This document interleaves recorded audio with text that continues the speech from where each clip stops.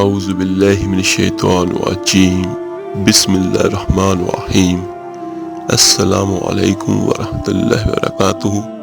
میرے عزیز بھائیو بہنوں اور بچوں، حضرت مالک بن دینار رحمۃ اللہ علیہ کا نام تو آپ سبھی نے ضرور سنا ہوگا۔ یہ اللہ تعالیٰ کے ایک ولی گزرے ہیں۔ وہ فرماتے ہیں، ایک بار میں حج کرنے گیا۔ اس سال حج میں بہت رش ہوا، لاکھوں لوگ آئے۔ تو میں نے اللہ تعالیٰ سے عرض کی، اے اللہ، سبھی کا قبول ہوا ہے یا کوئی رہ بھی گیا ہے؟ تو فرماتے ہیں، مجھے خواب میں بتایا گیا لاکھوں کا قبول کیا اللہ نے۔ اللہ بہت بے نیاز ہے، وہ بڑا کریم ہے۔ اللہ کی یہ رحمت ہے کہ آقا کریم صلی اللہ علیہ وآلہ وسلم کا ارشاد ہے کہ اپنے والدین کو دیکھنا ایک مقبول حج کا ثواب ہے۔ وہ چاہے تو جس کو گھر بیٹھے حج کا ثواب عطا کر دے۔ سبحان اللہ۔ تو خواب میں حضرت مالک بن دینار رحمۃ اللہ علیہ کو بتایا گیا کہ سبھی کا قبول ہوا، لیکن ایک شخص ہے، محمد بن ہارون بلخی، اس کا قبول نہیں ہوا۔ وہ فرماتے ہیں کہ جب میں صبح اٹھا تو میں نکلا اس شخص کی طرف اس کو ڈھونڈنے کے لیے، اور میں نے پتہ کیا بلخ کے لوگ، خراسان کے لوگ کہاں ٹھہرے ہوئے ہیں، کیونکہ سعودیہ میں شروع سے یہی ہے کہ مختلف علاقوں کے لوگ مختلف جگہوں پر ٹھہرتے ہیں تاکہ ان کی شناخت ہو سکے، ان کی پہچان ہو سکے۔ جو لوگ حج کرنے جاتے ہیں یا عمرہ کرنے جاتے ہیں، اللہ تعالیٰ سبھی کو اپنے گھر کی اور آقا کریم کے روضہ رسول کی زیارت نصیب فرمائے۔ جو لوگ حج کرنے جاتے ہیں وہ یہ بہتر جانتے ہیں کہ وہاں پہ الگ الگ سبھی ہوتے ہیں۔ وہ کہتے ہیں کہ میں ڈھونڈتے ڈھونڈتے نکلا تو میں نے بلخ کے لوگوں کو پا لیا، اور میں نے ان سے پوچھا کہ تم میں محمد بن ہارون بلخی کون ہے؟ لوگ کہنے لگے، وہ تو بہت نیک آدمی ہے، وہ تو بہت پرہیزگار ہے۔ تو حضرت مالک بن دینار رحمۃ اللہ علیہ فرماتے ہیں کہ میں دل میں سوچنے لگا، مجھے تو خواب یہ آئی ہے کہ اس کا حج ہی قبول نہیں ہوا، اور یہ سب لوگ اس کی تعریفیں کر رہے ہیں۔ تو میں نے پوچھا کہ وہ کس طرح کا نیک ہے؟ تو لوگ کہنے لگے، 24واں تو وہ حج کرنے کے لیے آیا ہے، ساری رات نفل پڑھتا ہے، سارا دن روزے رکھتا ہے، بہت امیر ترین شخص تھا، لیکن ہر چیز اس نے اللہ کی راہ میں خیرات کر دی۔ حضرت مالک بن دینار فرماتے ہیں، میں نے پوچھا وہ کہاں ہے؟ تو وہ کہنے لگے کہ پہاڑ کے پیچھے ایک خیمہ اس نے لگایا ہے، اور وہاں ہر وقت وہ اللہ کی عبادت کرتے ہیں۔ حضرت مالک بن دینار رحمۃ اللہ علیہ فرماتے ہیں، میں وہاں پہنچا تو میں نے دیکھا ایک شخص مصلی پہ بیٹھا ہوا ہے۔ اس نے جب سلام پھیرا تو میں نے السلام علیکم کے بعد پوچھا، آپ محمد بن ہارون بلخی ہیں؟ تو وہ شخص آگے سے کہنے لگا، ہاں میں ہی ہوں۔ اور آگے سے وہ شخص کہنے لگا، آپ مالک بن دینار ہیں؟ تو وہ کہنے لگے کہ میں بڑا حیران ہوا کہ اس نے بتائے بغیر میرا نام بھی جان لیا۔ تو وہ کہنے لگے، ہاں میں مالک بن دینار ہوں۔ شخص کہنے لگا، کیسے آئے ہیں آپ؟ تو مالک بن دینار فرماتے ہیں کہ میں نے کہا، میں صرف ملنے کے لیے آیا تھا۔ تو وہ شخص کہنے لگا، نہیں، جس کام کے لیے آئے ہیں وہ کام بتائیے۔ تو کہنے لگے، میں نے کہا میں صرف ملنے کے لیے آیا ہوں۔ تو وہ کہتے ہیں، میری بات یہ سن کے وہ شخص رو پڑا اور کہنے لگا، نہیں، آپ کو خواب آئی ہوگی کہ میرا حج قبول نہیں ہوا۔ پھر وہ کہتے ہیں کہ میرے رونگٹے کھڑے ہو گئے، کسے میرا نام بھی پتا اور اتنا بھی پتا ہے کہ مجھے خواب آئی ہے کہ میرا حج قبول نہیں ہوا۔ میں نے اسے کہا کہ تجھے کیسے پتا کہ مجھے خواب آئی ہے؟ تو وہ شخص ہارون بلخی کہنے لگا، मालिक बिन दिनार, मुझे 24 साल हो गए। मैं इस बेनियाज के घर का तवाफ करता हूँ। मैं हजर अस्वद के बोसे लेता हूँ। मैं मकाम इब्राहिम पर नफल भी पढ़ता हूँ। मैं सफा मरवा की सही करता हूँ। और 24 साल बीत गए। जब मैं तवाफ़े विदा करने के करीब आता हूँ तो कोई ना कोई अल्लाह का वली आता है और कहता है, जा दौड़ जा, तेरा कोई हज कबूल नहीं। 24 साल। तो हजरत मालिक बिन दिनार रहमतुल्लाह अलैह फरमाते हैं कि मैं उसके करीब बैठ गया और उसके घुटने पे हाथ रखा। वो बंदा भी माजूर था, डिसेबल था। उसका एक हाथ कटा हुआ था और चेहरे पर इबादत के निशान नुमाया थे। तो मैं उससे कहने लगा, तेरा हज कबूल क्यों नहीं होता? तो वो शख्स कहने लगा, मत पूछिए, आप मुझसे नफरत करने लगेंगे। तो मैंने कहा, नहीं, बता। फिर वो कहने लगा, ना पूछिए। हजरत मालिक बिन दिनार रहमतुल्लाह अलैह कहते हैं, जब मैंने इसरार किया तो वो कहने लगा कि मेरा कोई भी हज इसलिए कबूल नहीं होता कि मैं अपनी माँ का नाफरमान हूँ। तो फिर पूछने लगे कि माँ का नाफरमान क्या हुआ, क्या था? तो वो शख्स अपना किस्सा बयान करने लगा कि मैं बहुत अमीर कबीर शख्स था। मालिक ने बहुत कुछ दिया था, घोड़े, जमीन ने बहुत कुछ था, लेकिन मैं अय्याश हो गया और मैं अल्लाह के दिए हुए माल को नाजायज जगहों पर खर्च करने लगा। माँ मेरी बूढ़ी थी, इबादत गुजार थी और वो मुझे समझाती थी। रमजान का महीना था और असर की नमाज के बाद मेरी माँ तंदूर में रोटियां लगा रही थी। मैं बाहर से घर आया शराब के नशे में और मैंने माँ से कहा, अम्मा मुझे रोटी दो। तो ये सुन के माँ कहने लगी, शर्म करो, रोजा तो रखा नहीं और जिन्होंने रोजा रखा है उनका तो ख्याल कर। तो हारून बल्कि कहने लगा। ये सुनकर मैंने माँ को एक थप्पड़ मारा, अस्तगफिरुल्लाह, और उसकी वजह से माँ जलते हुए तंदूर में गिर गई। लोगों ने मुझे पकड़ा और पकड़कर कमरे में बंद कर दिया। हारून बल्कि कहता है कि सारी रात मैं शोर सुनता रहा, लेकिन मैं नशे में था। अगले दिन जोहर के बाद आंख खुली तो मैंने क्या देखा कि मेरी बीवी अलमारियों से अपने कपड़े निकाल रही है। मैंने पूछा, कहाँ जा रही हो? तो वो कहने लगी कि मैं के जा रही हूँ कि मैं माँ के कातिल के साथ वक्त नहीं गुजार सकती। मैंने कहा कि माँ कत्ल हो गई? तो वो कहने लगी, मेरी बीवी, हाँ वो कत्ल हो गई। और कहने लगी, तुझे 9 महीने पेट में रखने वाली और अपनी छाती का दूध तेरे गले में उतार कर पालने वाली माँ तेरे हाथों कत्ल हो गई। तो फिर वो हारून बल्कि कहता है कि मैंने पूछा अपनी बीवी से, कहाँ है मेरी माँ? तो उसकी बीवी कहने लगी कि उसको दफन कर दिया। तो कहने लगा, ये सुनकर कि मुझे बताया क्यों नहीं? तो उसकी बीवी कहने लगी कि तुम्हारी माँ मरते वक्त कह गई थी उसे मेरा मुंह ना दिखाना, वो मेरे जनाजे के करीब ना आए। तो हारून बल्कि कहने लगा, मैं उसी वक्त उठा जिस हाथ से मैंने अपनी माँ को थप्पड़ मारा था।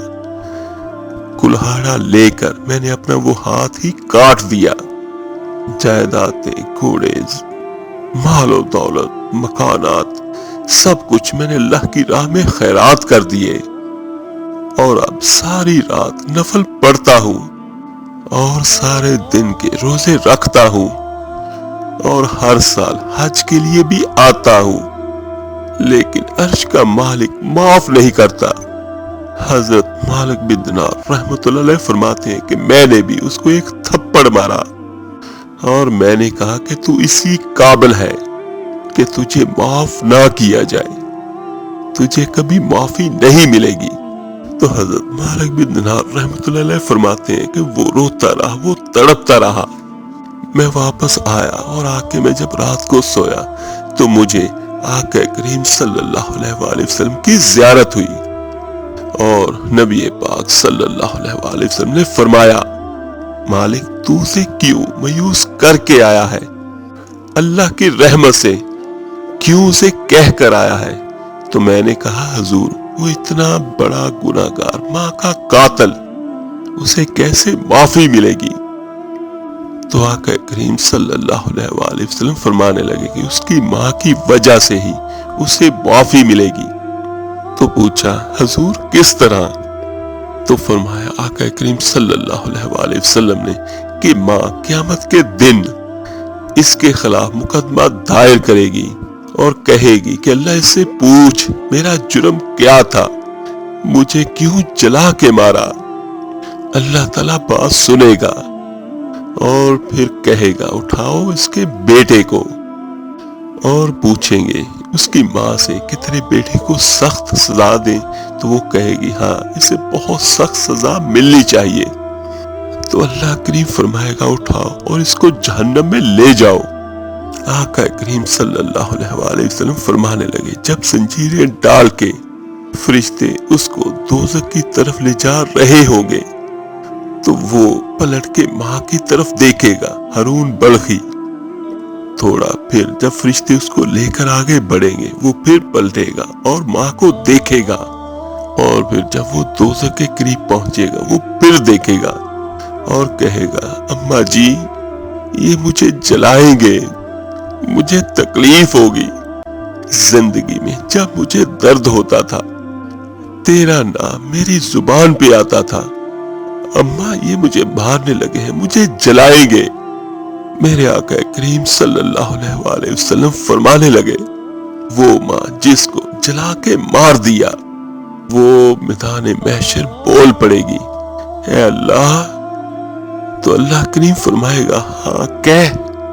تو وہ عرض کرے گی مولا میں نے معاف کر دیا، تو بھی اسے معاف کر دے۔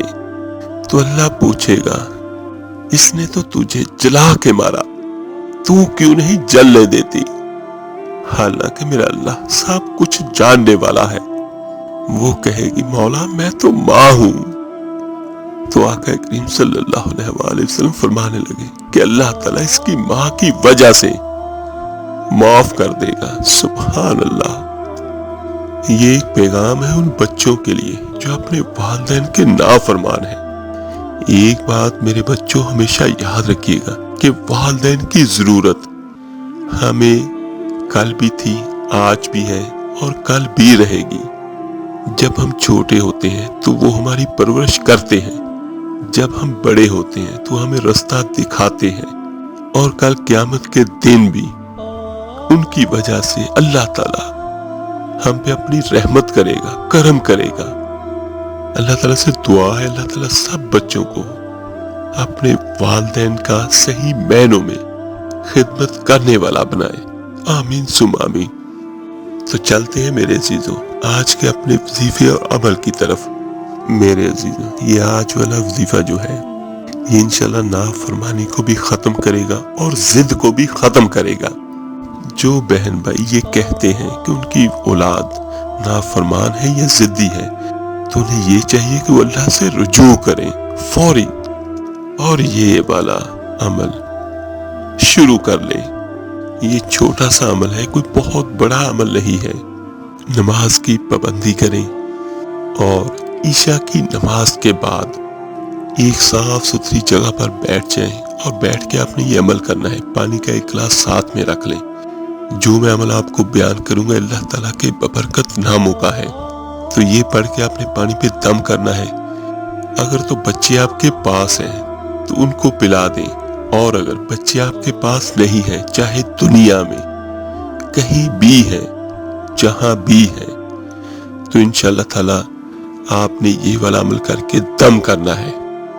تو وہ جہاں بھی ہوں گے وہ آپ کے تابع دار بن جائیں گے انشاءاللہ۔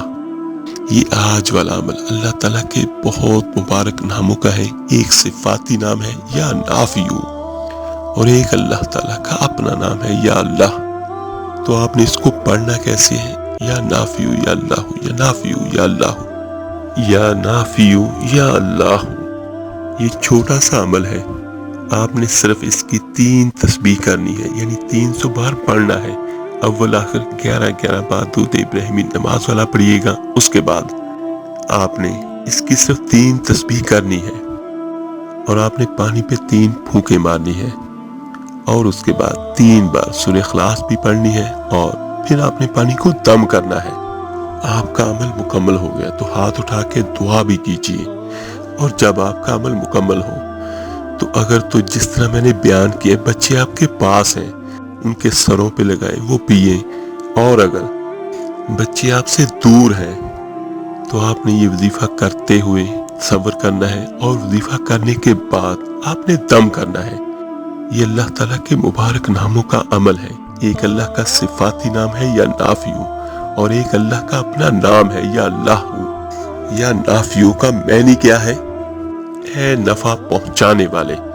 تو آپ نے اپنے ذہن میں یہ رکھنا ہے کہ اے میرے اللہ، میرے بچوں کی طرف سے مجھے ہمیشہ نفع پہنچے، کوئی تکلیف نہ ہو، اور یہ میرے تابع دار بن جائیں، کیونکہ نفع تو تبھی پہنچے گا جب بچے آپ کے فرما بردار ہوں گے اور آپ کا ہر کہا مانیں گے۔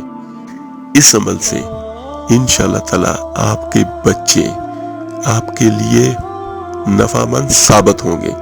یہ والا عمل بچوں کو فرما بردار بھی بنائے گا اور ان کی ضد کو بھی ختم کرے گا۔ اللہ کے نام میں، اللہ کے کلام میں بہت طاقت ہے، اور اس عمل کو آپ نے 41 دن تک لگاتار کرنا ہے۔ وظیفہ کرنے کا طریقہ بھی میں نیچے ڈسکرپشن میں سینڈ کر دیتا ہوں، وہاں سے دیکھ لیجئے گا۔